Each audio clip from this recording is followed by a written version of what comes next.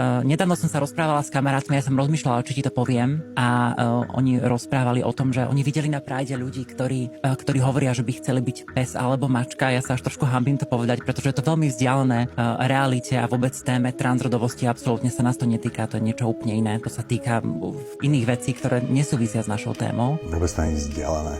To je úplne bežné, že na tých Pridoch sú henty prezlečení za zvieratá. Je to úplne bežné. Na každom Pride sú takí nejakí. Vždy som ich tam videl, lebo ja chodím na tie Pridy na schvál trochu provokovať a vždy sú tam aj takí. Takže prestan klamať. Je to ľahko overiteľné, že takíto ľudia existujú. To sa tuším, že volá furry. Furry sa volajú.